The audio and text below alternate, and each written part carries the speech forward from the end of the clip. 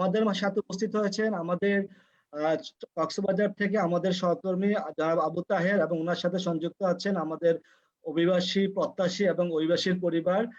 আবু তাহের ভাই, আপনি আপনার সম্ভব হলে আপনার ক্যামেরাটি অন করে আপনি আপনার পরিচয় এবং আপনার অবস্থান আমাদের।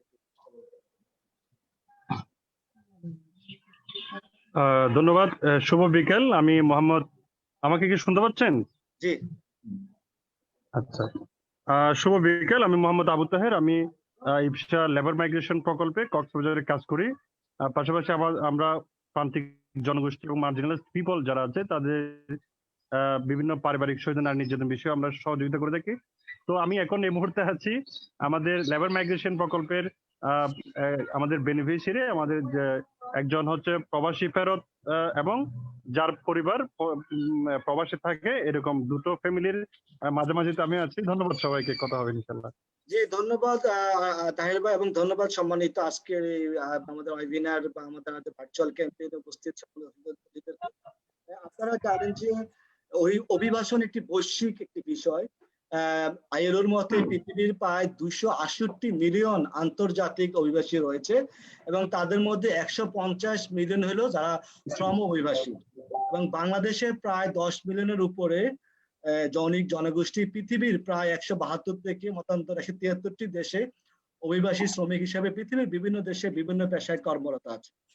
এবং বাংলাদেশের, আমরা বলি যে বাংলাদেশের অর্থনীতির অন্যতম একটি চালিকা শক্তি বা সোর্স হলো রেমিটেন্স, যেটা অভিবাসীদের বা প্রবাসীদের প্রেরিত অর্থ। এবং একটি কথা রয়েছে যে অভিবাসীদের ঘামের টাকা সচল রাখছে দেশের অর্থনৈতিক চাকা। বিষয়টি খুবই তাৎপর্যপূর্ণ, খুবই ব্যাপক এবং খুবই বাস্তব নির্ভর একটি কোড আমরা মনে করি।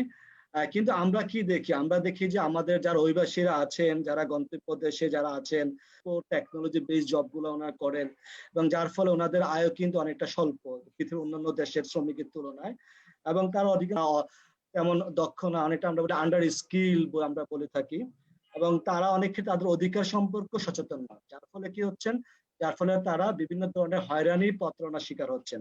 আর আপনারা দেখেছেন যে বিশেষ করে এই করোনাকালীন সময়ে আমাদের যে অভিবাসীর যে অভিবাসীর যে অবস্থান অনেকটা মানে শোচনীয় পর্যায়ে চলে আসছেন। অভিবাসীদের যে অবস্থান, আপনারা জানেন যে করোনা ভাইরাসের প্রাদুর্ভাবের ফলে বিশ্বব্যাপী স্বাস্থ্য খাতে এখন জরুরি অবস্থা এবং অর্থনৈতিক মন্দ চলছে, এবং বাণিজ্য, বিনিয়োগ, প্রবৃদ্ধি, কর্মসংস্থান সবকিছু ক্ষতিগ্রস্ত হচ্ছে, এবং ধারণা করা হচ্ছে সবচেয়ে বেশি ক্ষতিগ্রস্ত হচ্ছে এসব অভিবাসীরা এবং অভিবাসীর পরিবাররা।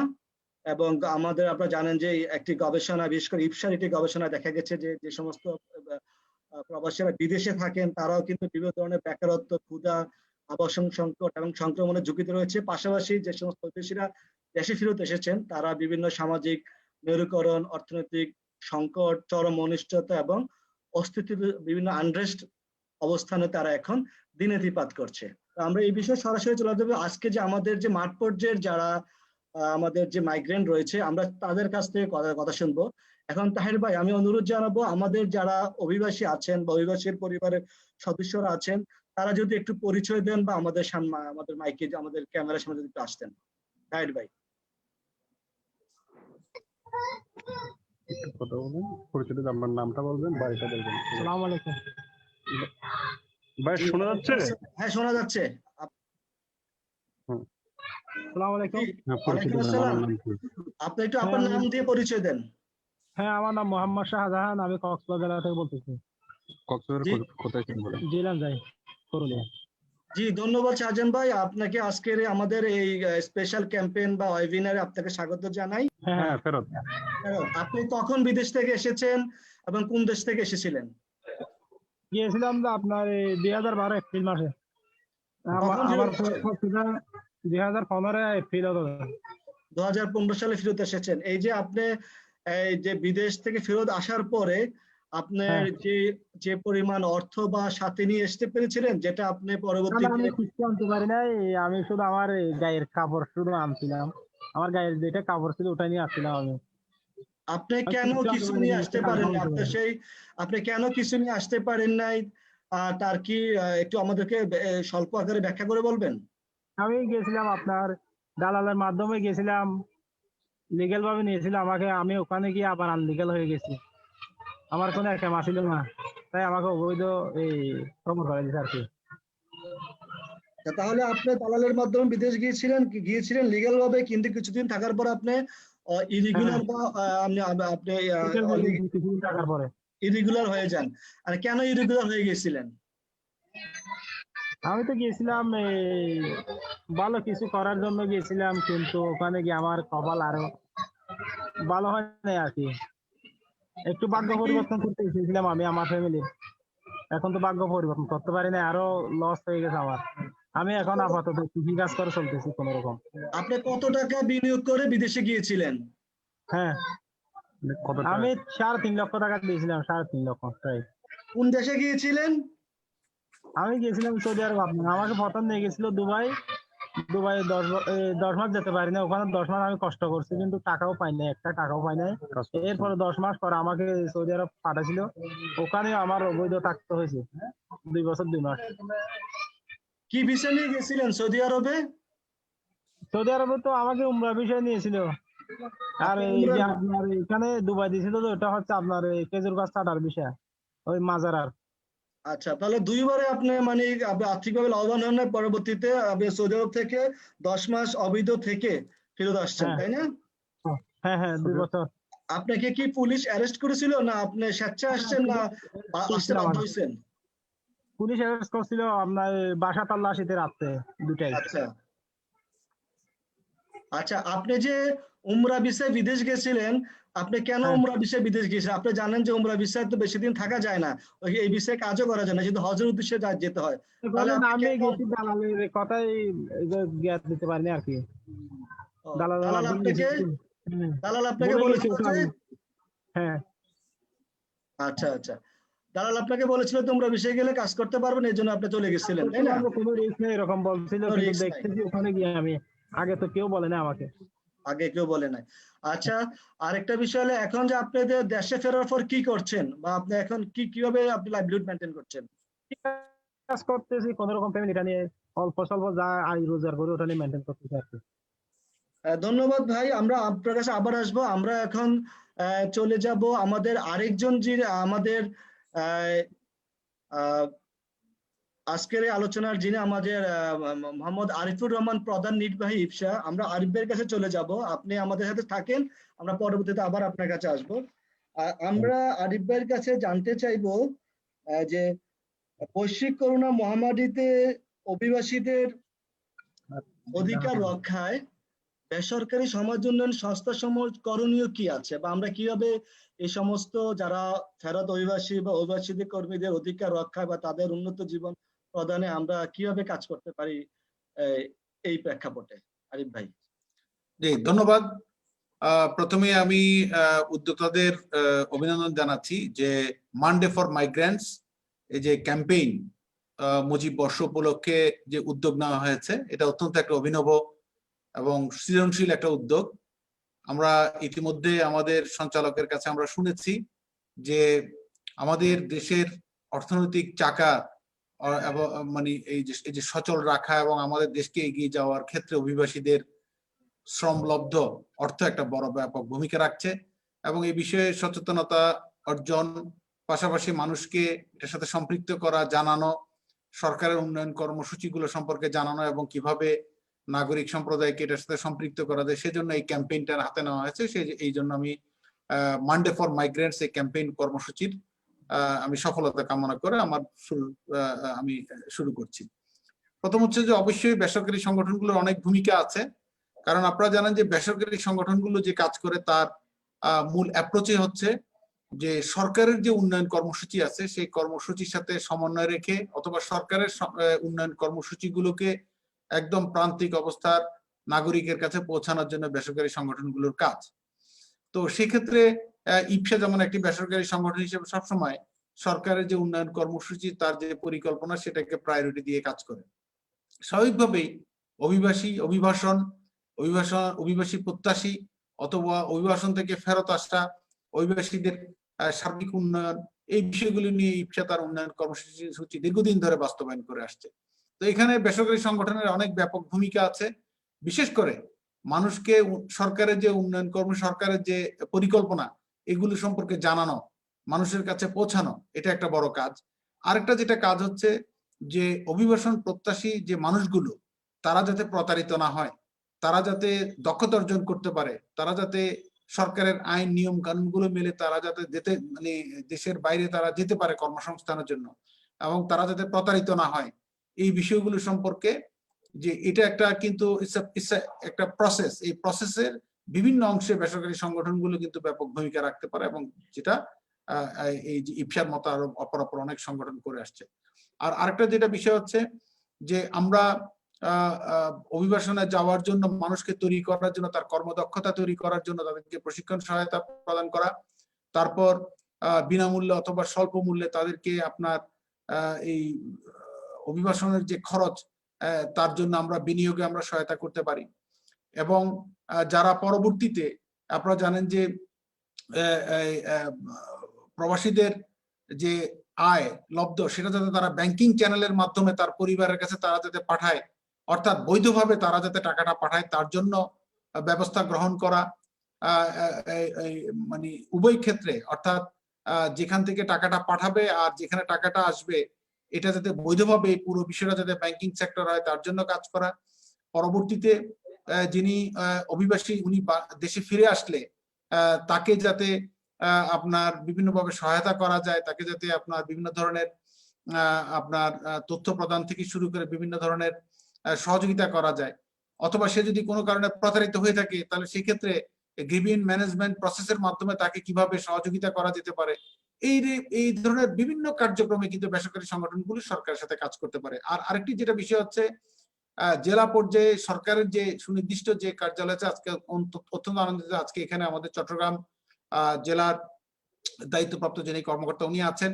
তো এইভাবে বাংলাদেশ সরকারের যে অফিসগুলো, যে কার্যালয়গুলো এই অভিবাসন বিষয়ের সাথে সম্পৃক্ত, তাদের সাথে সমন্বয় কাঠামো গড়ে তোলা এবং তাদের সাথে সমান রেখে কাজগুলো করা। তো আমি মনে করি সার্বিকভাবে বেসরকারি সংগঠনের অনেক ধরনের কাজ করার স্কোপ আছে, যে কাজগুলো ইফসা সহ আরো অন্যান্য অপর সংগঠন করার চেষ্টা করছে। ধন্যবাদ। ধন্যবাদ আরিফ ভাই, আপনি অত্যন্ত সুন্দর করে বলছিলেন যে আসলে আমরা যারা বেসরকারি সমাজ উন্নয়ন সংস্থাগুলো কিভাবে অভিবাসীদের অধিকার এবং মর্যাদা রক্ষায় সরকারের সাথে কিভাবে পরিপূরক শক্তি হিসেবে কাজ করা যায় সেই জায়গাগুলো আপনি খুব স্পষ্ট করে বলছিলেন, যেমন সচেতনতা বৃদ্ধি, ক্যাপাসিটি ডেভেলপমেন্ট, দক্ষতা উন্নয়ন, পাশাপাশি অভিবাসীদের স্বার্থ সংশ্লিষ্ট বিষয়গুলোতে কিভাবে বিভিন্ন স্টেক হোল্ডার গভর্নমেন্টের সাথে কিভাবে আমরা লিয়াজু বা অ্যাডভোকেসি করতে পারি, লবি করতে পারি। পাশাপাশি আমরা জানি যে গভর্নেন্স মাইগ্রেশন একটা বৈশ্বিক প্রেক্ষাপট এবং শেয়ার রেসপন্সিবিলিটি, সেখানে ডেস্টিনেশন কান্ট্রির যেমন দায়িত্ব রয়েছে তেমনি কান্ট্রি অফ অরিজিনেরও দায়িত্ব রয়েছে। তো আমরা মনে হয় সেই সমস্ত জায়গাতে আমরা যেটা সিভিল সোসাইটি, আমরা বিভিন্ন কমিউনিটি ডায়ালগ, সোশ্যাল ডায়ালগ করে আমরা কিন্তু প্রান্তিক পর্যায়ের যে রিফ্লেকশন গুলা বা হোয়াট ইজ হ্যাপেনিং গ্রাউন্ডে কি হচ্ছে সেগুলা কিন্তু আমরা সরকার এবং সরকারের সংশ্লিষ্ট মহলকে আমরা জানাতে পারি, এবং সেই ক্ষেত্রে আমরা জানি যে ইফসা ব্যাপক একটি রোল প্লে করছে। আরিফ ভাই আপনাকে ধন্যবাদ, আমরা আবার হয়তো আপনার কাছে আসবো। এখন আমরা আবার চলে যাব আমাদের একজন অভিবাসী কর্মীর পরিবারের সদস্য রয়েছেন, আমরা তার কাছে জানবো, তার কাছে চলে যাবো। আর যে তাহের ভাই, আপনি একটু আমাদের অভিবাসী পরিবারের যিনি সদস্য আছেন, আমরা একটু ওনার সাথে পরিচয় হবো এবং ওনার সাথে একটু কথা বলতে চাচ্ছিলাম। যে অভিবাসীর যে সদস্য আছে, হ্যাঁ আমরা একটু ওনার সাথে কথা বলবো, ওনার একটু জি আসসালামু আলাইকুম আপা, আপনি একটু আপনার পরিচয় দেন। ওয়ালাইকুম আসসালাম। আসসালামু আলাইকুম। আসসালামু আলাইকুম। ওয়ালাইকুম আসসালাম। জি আমার নাম সমরাজ। জি জি আপা, আপনাকে আমাদের আজকের এই মানডে ফর মাইগ্রেন্ট ক্যাম্পেইনের পক্ষ থেকে আপনাদেরকে স্বাগত জানাচ্ছি। আপনি জানেন যে আজকের এই ক্যাম্পেইনের আয়োজন করছি ইফসা, এবং আমরা আপনার কাছ থেকে যে জিনিসটা জানতে চাইবো যে আপনার পরিবারের কে বিদেশে থাকে, একটু বলতেন যদি, কে বিদেশে থাকে? বিদেশ আল্লামাস অনর হন আর স্বামী স্বামী কি নাম? মাহমুদ ইউসুফ। হ্যাঁ, আপনার স্বামী আমাদের ভাই মোহাম্মদ ইউসুফ ভাই বিদেশ থাকেন। তা উনি এই বিদেশে এখন কেমন আছেন আপনি কতটুকু জানেন? বিদেশে কেন আছে? বিদেশের মাঝে এখন বেশি কষ্ট মাঝে। উনি বলছেন বেশি কষ্টে আছে। কষ্টে আছে, আচ্ছা কষ্টটা কি যদি একটু বলতেন আমাদেরকে। আমাদের এখানে জেলা কর্মসংস্থান জনশক্তি সমাজ উপপরিচালক আছেন, আমাদের প্রধান নির্বাহী মহোদয় আছেন। বেতন ছাড়া কবিলেরা কাম করে দিয়া বলে 3 মাস কাম করে দিয়া হুরু বেতন ছাড়া বলে। উনি বলছেন যে কবিলকে কোন ধরনের বেতন ছাড়াই 3 মাস ধরে কাজ করে দিতে হচ্ছে। কোনো বেতন ছাড়া 3 মাস ধরে কাজ করে দিতে হচ্ছে। হ্যাঁ জি। জি এটা খুবই অমানবিক আমরা মনে করি। আর একটা আপনি আপনার যিনি স্বামী বা ইউসুফ ভাই যিনি বিদেশে আছেন, উনি ওই দেশে কি লকডাউনে আছেন, না উনি ওনার স্বাভাবিক কাজকর্ম বা স্বাভাবিক ব্যবসা উনি পরিচালনা করতে পারছেন? এটা কি হাস্ট গড়িত পারেন না নাকি লকডাউনের মধ্যে করোনা বন্দি আছে? লকডাউন মাঝে বড়ে আসছিল, লকডাউন মাঝে বড়ে আসছিল। উনি বলছেন যে লকডাউনে মানে বসা ছিল, যখন লকডাউন খুলছে কাজ চলতেছে, সে 3 মাস ধরে লকডাউন খোলার পর কাজ করতেছে, বাট ওনাকে কোনো টাকা পয়সা দিচ্ছে না, মানে মাগনা মানে কোনো টাকা ছাড়াই কবিলকে কাজ করে দিতে হচ্ছে। জি জি, তা ওনার হাজবেন্ড তো সৌদি আরব আছে তাই না? সৌদি আরব আছে জি। আরেকটা হলো যে উনার হাজবেন্ড বা ইউসুফ ভাই উনি কি ওইখানে যেমন স্বাস্থ্যগত পরীক্ষা বা চিকিৎসা সেবা পাচ্ছে কিনা, বা উনি কি করোনা টেস্ট করতে পেরেছে কিনা, বা এই ধরনের প্রয়োজন হয়েছিল কিনা? এটা কি করোনা টরোনাই না এবারে? না না না না না, এই ধরনের কোনো করোনা হয় না। ও কি টেস্ট করছি না, মানে গজি গজি। টেস্ট করছি বাট করোনা ইমেল রিপোর্ট নয়, না না না মানে ভালো আছে। ভালো আছে ভালো। ও হ্যাঁ ভাই, ওনার করোনা বা এ জাতীয় কোনো মহামারীতে উনি আক্রান্ত হননি। আর উনি কি গত কয়েক মাসে কি টাকা পাঠাতে পেরেছিলেন?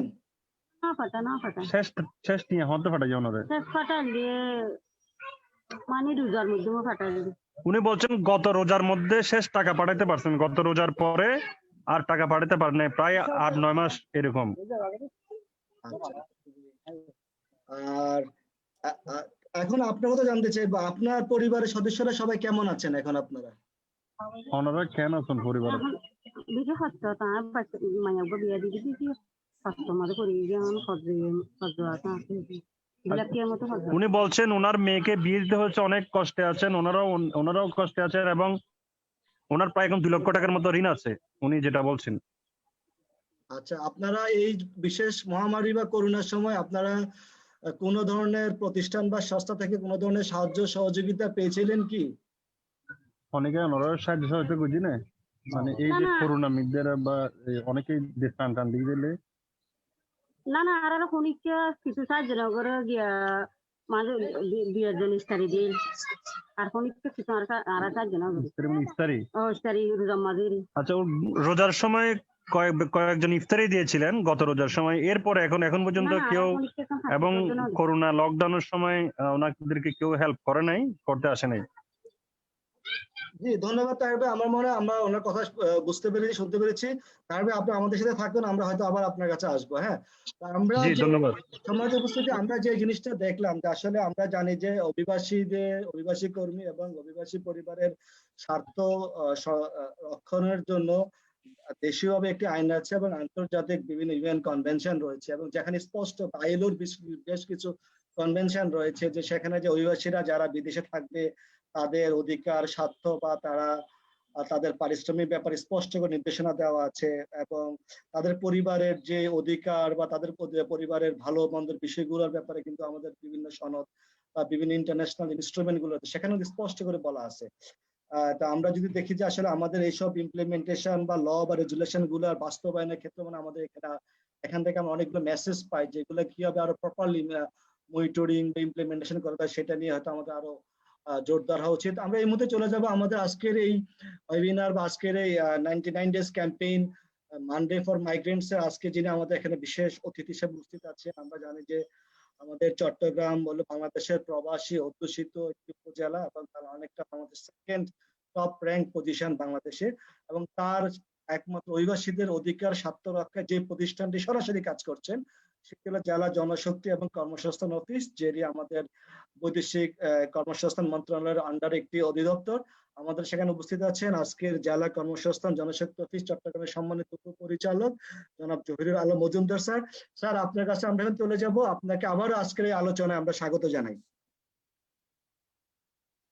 স্যার আপনার কাছে আমরা আসতে চাচ্ছিলাম স্যার, আপনি তো এতক্ষণ ধরে শুনতেছিলেন যে আমাদের একজন অভিবাসী ফেরতের গল্প শুনলাম, একজন অভিবাসীর পরিবার যার বিদেশে ওনার হাজবেন্ড অবস্থান করছে তার গল্প আমরা শুনলাম। এখন স্যার আপনার কাছে যে জিনিসটা আপনি জানতে চাইবো যে অভিবাসী এবং অভিবাসী পরিবারের সদস্যদের অধিকার এবং তাদের ডিসেন্ট বা মর্যাদার জন্য সরকারের কি কি সুযোগ সুবিধা রয়েছে, যে সমস্ত সুযোগ সুবিধাগুলা এই সমস্ত প্রান্তিক অভিবাসী বা অভিবাসীর পরিবারের সদস্যরা পেতে পারে? জি, আপনাকে ধন্যবাদ। আপনার মাধ্যমে যারা অংশগ্রহণ করছেন তাদের সবাইকে জেলা কর্মসংস্থান জনশক্তি অফিস চট্টগ্রামের পক্ষ থেকে আবারও অভিনন্দন, শুভেচ্ছা জানাচ্ছি। আপনি জানেন যে আমাদের মন্ত্রণালয়ের নাম প্রবাসী কল্যাণ ও বৈদেশিক কর্মসংস্থান মন্ত্রণালয়। সেজন্য এই মন্ত্রণালয় প্রবাসীদের কল্যাণের উপর সবচেয়ে বেশি জোর দেওয়া হয়েছে। তারপরে কর্মসংস্থানের কথা বলা হয়েছে। এই নাম থেকেই বুঝবেন যে সরকার প্রবাসীদের কল্যাণে ব্যাপক কর্মসূচি হাতে নিয়েছে এবং দক্ষ কর্মী দেশে এবং বিদেশে কর্মসংস্থানের জন্য সরকার ব্যাপক কর্মসূচি হাতে নিয়েছে। তো এর ভিতর আমরা যে সকল প্রবাসীদেরকে সহায়তা করার জন্য 3টা আন্তর্জাতিক বিমানবন্দরে প্রবাসী কল্যাণ ডেস্ক স্থাপন করা হয়েছে। এরা 24 ঘন্টা এই প্রবাসীদের সেবার জন্য নিয়োজিত। পাশাপাশি সরকার যারা রেমিটেন্স প্রেরণ করছেন অথবা দেশে বিনিয়োগ করছেন তাদের এবার এই মন্ত্রণালয় 38 জন প্রবাসীকে সিআইপি ঘোষণা করেছেন। তার ভিতর 14 জনের বাড়ি চট্টগ্রাম। আপনি জানেন যে চট্টগ্রাম একটা প্রবাসী অধ্যুষিত দেশের দ্বিতীয় বৃহত্তম প্রবাসী অধ্যুষিত জেলা এবং আমাদের এই জেলা নির্দিষ্ট কিছু গন্তব্যে যায়। এর মধ্যে মধ্যপ্রাচ্যের কয়েকটি দেশ, ইউএই এর ভিতর সবচেয়ে হাইয়েস্ট এই চট্টগ্রাম জেলার লোকের মূল টার্গেট ইউএই, ওমান, কাতার এবং সৌদি আরব। যেহেতু ইউএইতে ব্যাপক হারে কর্মী নেওয়া দীর্ঘদিন বন্ধ রয়েছে, সেজন্য চট্টগ্রামের আমরা অনেকটা পিছিয়ে আছি কর্মসংস্থানের ক্ষেত্রে, বৈদেশিক কর্মসংস্থানের ক্ষেত্রে। আপনি জানেন সরকার শুধু এই যে প্রবাসীদেরকে সিআইপি ঘোষণা করতেছে তা না, এর পাশাপাশি সরকার প্রবাসীদের কল্যাণে প্রবাসী কল্যাণ ব্যাংক স্থাপন করেছে 2012 সালে। আপনি জানেন আমরা 1976 সাল থেকে এই বৈদেশিক কর্মসংস্থানের সাথে যুক্ত হলেও আমাদের কোনো আইন ছিল না। 2013 সালে প্রবাসীদের কল্যাণের কথা চিন্তা করে এবং আপনি যে আন্তর্জাতিক চুক্তির কথা বলেছেন তার অনুস্বাক্ষরকারী দেশ হিসেবে আমরা বৈদেশিক কর্মসংস্থান অভিবাসী আইন 2013 প্রণয়ন করেছি। এর পাশাপাশি আমরা প্রবাসীদের জন্য একটা নীতিমালা করা হয়েছে 2016 সালে। সেখানে বেশ কয়েকটি মন্ত্রণালয়কে সুনির্দিষ্টভাবে তাদের দায় দায়িত্ব প্রবাসীদের জন্য করণীয় নির্ধারণ করা হয়েছে। এছাড়াও আমাদের চট্টগ্রাম জেলায় পুলিশ বিভাগ কর্তৃক পুলিশে সিএমপি এবং জেলা পুলিশ কর্তৃক প্রত্যেকটি থানায় প্রবাসীদের জন্য প্রবাসী সহায়তা কেন্দ্র চালু করেছে। এছাড়াও পুলিশের সেন্ট্রাল একটা পুলিশ সহায়তা প্রবাসীদের জন্য সহায়তা সেল রয়েছে। এইভাবে বিভিন্নভাবে সরকার প্রবাসীদের কল্যাণ অধিকার সংরক্ষণের জন্য কাজ করে যাচ্ছে। এছাড়াও আপনি জানেন যে আমাদের বৈদেশিক কর্মসংস্থান অভিবাসী আইন অনুসারে প্রবাসীদের সম্পদ, তাদের জানমাল নিরাপত্তা রক্ষার জন্য আমরা অনেক সময় ভ্রাম্যমাণ আদালত পরিচালনা করি। পাশাপাশি লোকাল যে সমস্যাগুলো হয় সেগুলো স্থানীয় প্রশাসন সহ আমরা তাদের মাধ্যমে এটা শুনানি করে আমরা এই বিহিত ব্যবস্থা গ্রহণ করে থাকি। আমরা স্যার যে জিনিসটা জানতে চাইবো স্যার, এই কোভিড-19 কে মানে উপলক্ষ করে বাংলাদেশ সরকার অভিবাসীদের কর্মীদের রক্ষায় কি কি পদক্ষেপ নিয়েছে এবং তারা আমাদের প্রান্তিক অভিবাসী বা অভিবাসী সদস্যরা কিভাবে এই সুযোগগুলো পেতে পারেন? সরকার এই কোভিড মহামারীকালীন সময় বেশ কিছু কর্মসূচি হাতে নিয়েছে এই প্রবাসীদের জন্য।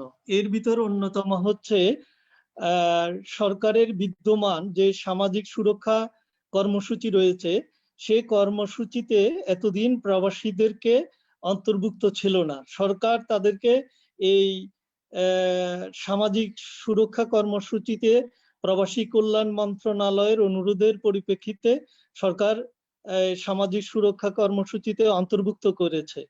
আপনি জানেন এই সরকার যারা কোভিড কালীন আটকা পড়েছে তাদের সহায়তা করার জন্য 200 কোটি টাকা 4% হারে এবং মাননীয় প্রধানমন্ত্রী 500 কোটি টাকা, মোট 700 কোটি টাকা প্রবাসীদেরকে ঋণ বিতরণের জন্য সরকার লক্ষ্যমাত্রা ঠিক করেছে। এছাড়াও সরকার বিদেশে মিশন সমূহে শ্রম কল্যাণ উইং এর বিদেশের মিশন সমূহের শ্রম কল্যাণ উইং এ নিজস্ব অর্থায়নে অর্থাৎ ওয়েজ আর্নার্স কল্যাণ বোর্ড থেকে আর্থিক অর্থ বরাদ্দ করেছে যাতে দ্রুত প্রবাসীদেরকে বিদেশেও সেবা দেওয়া যায়। এছাড়া প্রবাসীদের কল্যাণে বেশ কয়েকটি দেশে স্কুল, শেল্টার হোম স্থাপন করেছে সরকার।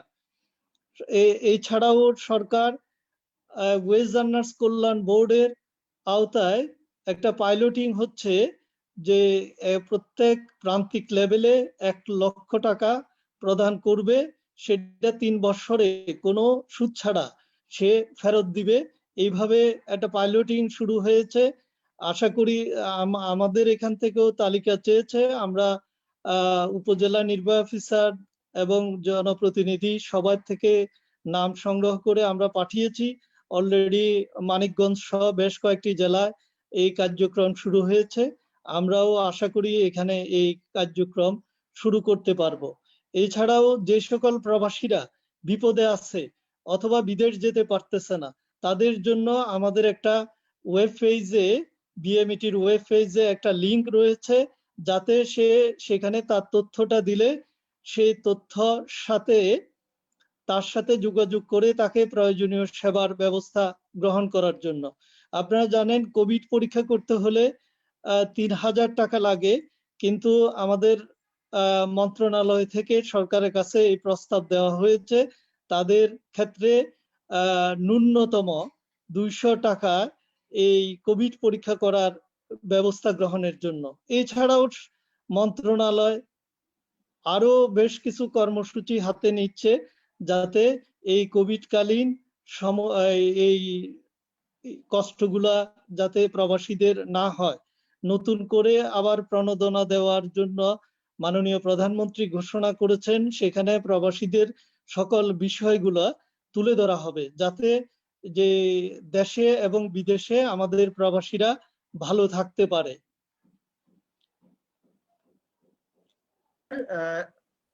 ধন্যবাদ স্যার, আপনার কথার মাধ্যমে আমরা নিজেরাও জানতে পারলাম, পাশাপাশি আমরা পরবর্তীতে আমাদের এই ভিডিওটি আমরা বিভিন্ন সোশ্যাল মিডিয়াতে প্রচার করব।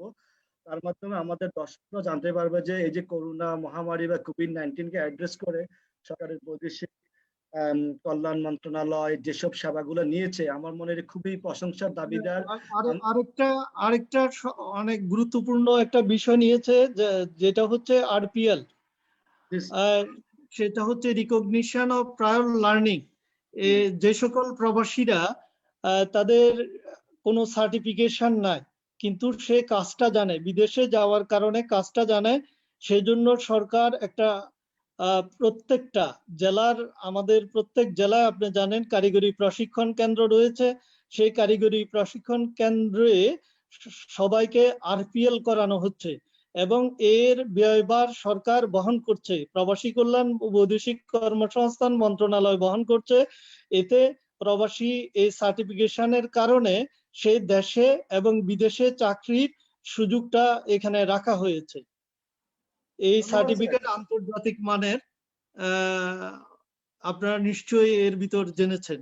জি স্যার, আমরা আবারও ধন্যবাদ জানাই আপনাকে স্যার। আপনার মাধ্যমে আমরা প্রবাসী কল্যাণ ও বৈদেশিক কর্মসংস্থান মন্ত্রণালয়ের আমরা ধন্যবাদ জানাই। আমরা জানি যে আমাদের সম্মানিত মন্ত্রী মহোদয় জনাব ইমরান আহমেদ স্যার যখন বিশেষ করে এই মন্ত্রণালয়ের দায়িত্বে আসেন তখন সবসময় ছিল, তারপর স্যার যখন দায়িত্বে আসেন এখানে কিন্তু প্রবাসীদের অধিকারের বিষয়টা সবসময় আমরা দেখেছি খুবই গুরুত্ব দিয়ে আলোচিত হচ্ছে, এবং এই মন্ত্রণালয় এত ডাইনামিক ভাবে এত মানে মাঠ পর্যায়ের বিষয়গুলোকে কিভাবে খুব দ্রুত অ্যাডপ্ট করে স্যার এগুলাকে আমলে নিচ্ছেন, এবং তার রিফ্লেকশন আমরা মাঠ পর্যায়ে দেখছি। এবং বিশেষ করে আমরা দেখেছি যে বিশেষ করে চট্টগ্রাম অঞ্চলের অভিবাসীদের অধিকার রক্ষায় আপনার ডিপার্টমেন্ট যেভাবে আমরা সবসময় আমরাকে পাই বা যেভাবে আপনারা অভিবাসীর অধিকার রক্ষায় কাজ করেন, আমার মনে হয় এটা বাংলাদেশের অন্যান্য অধিদপ্তর বা মন্ত্রণালয়ের জন্য একটা আমি বলবো যে এটা একটা অনুপ্রেরণীয় হতে পারে। আমরা তাছাড়া দেখেছি যে এই যে আন্তর্জাতিক অভিবাসী দিবস উপলক্ষে আপনি একটি ওয়েব পোর্টাল করেছেন যেখানে চট্টগ্রামের সমস্ত অভিবাসী যেসব সংস্থাগুলো রয়েছে সরকারি এবং বেসরকারি তাদের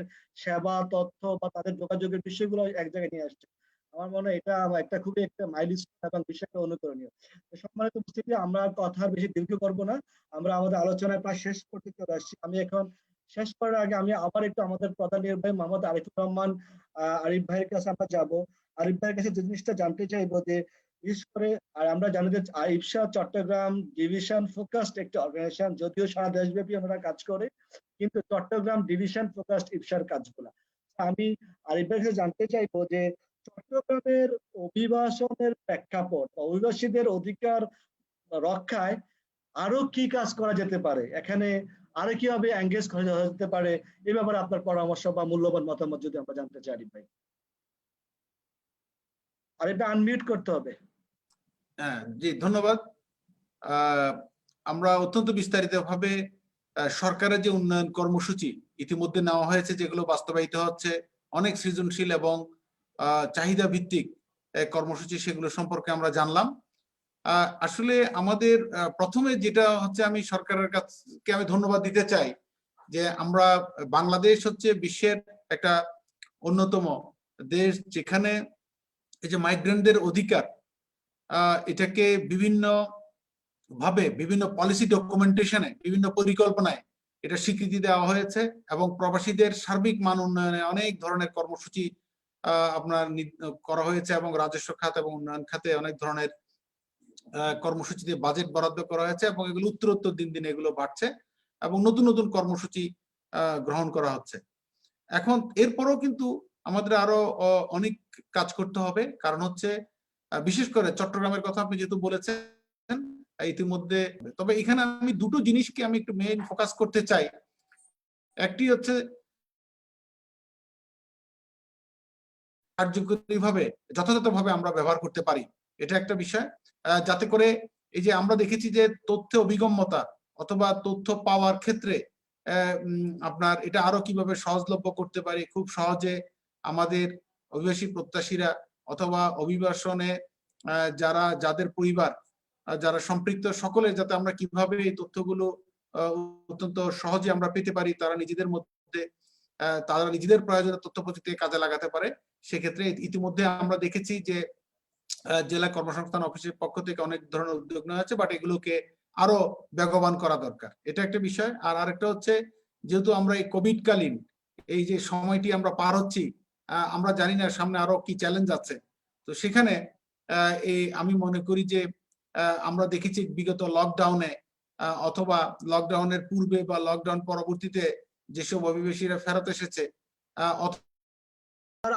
শেষ মুহূর্তে আপনার যারা বা এই মুহূর্তে যারা বিদেশ যেতে চাচ্ছে বা যারা পাইপলাইনে আছে তাদের উদ্দেশ্যে আপনার এক পরামর্শ দিয়ে আমরা আজকে আলোচনা শেষ করবো স্যার। দেখেন, কোভিড একটা মহামারী, এটা বৈশ্বিক একটা সমস্যা। আমাদের অরিজিন এবং ডেস্টিনেশন কান্ট্রিতে বিভিন্ন বিধিনিষেধের কারণে আমাদের কর্মীরা সেভাবে যেতে পারতেছিল না। আপনি জানেন এই চলতি মাসে আমাদের কর্মীরা ব্যাপক আকারে বিদেশে যাচ্ছিল, কিন্তু ইতিমধ্যে আমাদের দুইটা বড় ডেস্টিনেশন সৌদি আরব, ওমানে ফ্লাইট এক সপ্তাহের জন্য বন্ধ হয়েছে। এই অবস্থায় সরকার চেষ্টা করতেছে দ্বিপাক্ষিক ভাবে সকল বিষয়ে আলাপ আলোচনা করে কিভাবে এইটাকে আরো এক্সপিডাইট করা যায় এবং এটার সাথে ভ্যাকসিন সহ অন্যান্য বিষয়গুলো জড়িত রয়েছে। সকল বিষয় চিন্তা করে সরকার দেশেও পুনর্বাসনের জন্য আরো কর্মসূচি হাতে নেওয়ার কথা চিন্তা করছেন। আর আমাদের পক্ষ থেকেও বলা হচ্ছে যে প্রবাসীদের যে সমস্যাগুলা রয়েছে এগুলো নিয়ে সামাজিক আমরা যে তথ্যগুলো পাচ্ছি আমরা তাৎক্ষণিকভাবে আমাদের ঊর্ধ্বতন কর্তৃপক্ষকে অবহিত করছি, যাতে প্রবাসীরা দেশে এবং বিদেশে ভালো অবস্থানে থাকতে পারে।